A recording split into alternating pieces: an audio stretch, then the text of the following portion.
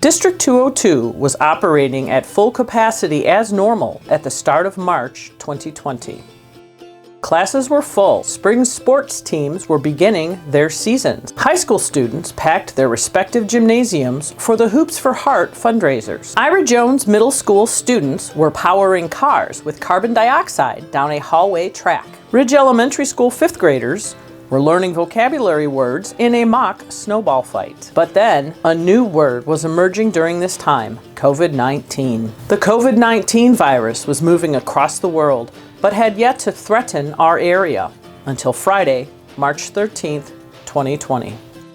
We will close all K-12 schools, public and private, statewide, starting Tuesday, March 17th through March 30th.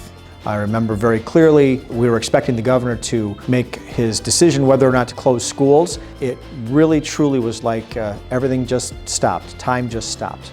So when we learned that we were going to close schools in March, it was kind of bizarre because everything was just frozen in time. When you would go to teachers' classrooms, you would see their calendar set up with March, and kids still had things on their desks as we anticipated students returning. School buildings were closed beginning Tuesday, March 17th, 2020, because of safety concerns from the COVID-19 pandemic.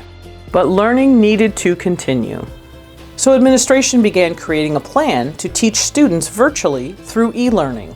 Right around March 11th and 12th, we got together a small group of teachers and on the fly created an e-learning plan. And e-learning plans are built for 1 or 2 days, and that e-learning would be able to take the place of that school day in order to maintain a calendar for the year. Very quickly after that, we did find out that we were obviously more on an extended closure, and so we moved at that point in time to distance learning, which is now remote learning. With a remote learning plan in place, administrators focused on getting supplies into the hands of students. Students picked up paper packets to complete their coursework at home. A small quantity of laptops were given to those families who needed it most, with a plan to get the technology into hands of everyone later. As learning moved to a virtual format, the district recognized the need to continue connecting with students beyond remote learning. Our teachers have really tried to make sure that our students feel safe and that our students feel connected to school even without being in the school building. Developing connections with kids over the last several months has been tough. Outside the traditional Zooming where the teachers get to see the kids, they've had the opportunities to send home letters and setting up times before and after the academic day to reach out to these kids, whether it's to check in social emotionally or to check in academically. We have a lot of teachers that stopped off at kids' houses and dropped off welcome packages at the beginning of the year. Our reading specialists dropped off materials that were invaluable to some of our students. I think it was just getting a chance to see someone face to face. I could send you an email, I could send you a postcard, but if I'm knocking at your door welcoming your kid to Timber Ridge, it makes a big, big difference. District 202 served its families in several ways during the pandemic, including serving free meals to all children 18 and younger. District 202 and Aramark provided free grab-and-go meals for families on a weekly basis from the start of the pandemic through the 2020-2021 school year. Families have enough to worry about right now. Being able to feed their child is not something they should be worried about. And we also find that with students in a completely different learning environment and starting a school year differently than they ever have before, something as simple as the school lunch that they would normally receive on a day-to-day basis brings a little bit of normalcy in a very unnormal world for them. District 202 served more than 1.6 million free meals from March 2020 to March 10th, 2021.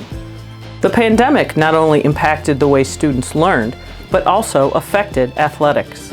As athletic directors, we talked about this as a district. We started that shutdown on St. Patrick's Day on the 17th, Tuesday 17th, and that shutdown lasted the rest of the school year.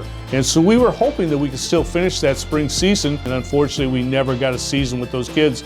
And I really feel bad for those seniors that they didn't get a chance to finish their career, but to tell you the truth, they handled it really well. They probably handled it better than I did, and I'm really sad that I never got to see those kids play their last year.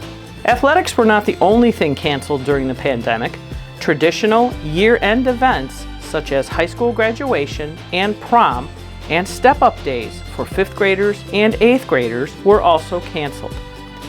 But administrators paid special attention to seniors, who many believe lost the most during the pandemic. All 4 high schools hosted drive-through graduation ceremonies in which seniors walked across the stage to receive their diplomas with their families in attendance. Being a father of a graduate from 2020, I could see it from both sides. I could see it from the parents' perspective on that is a tremendous opportunity that we need to find a way to give these kids this moment in the spotlight and closure. It was really a special 2 days, and I'm glad that we were able to do that at all 4 high schools. The shutdown in the spring was supposed to last a few weeks, but continued much longer than anticipated.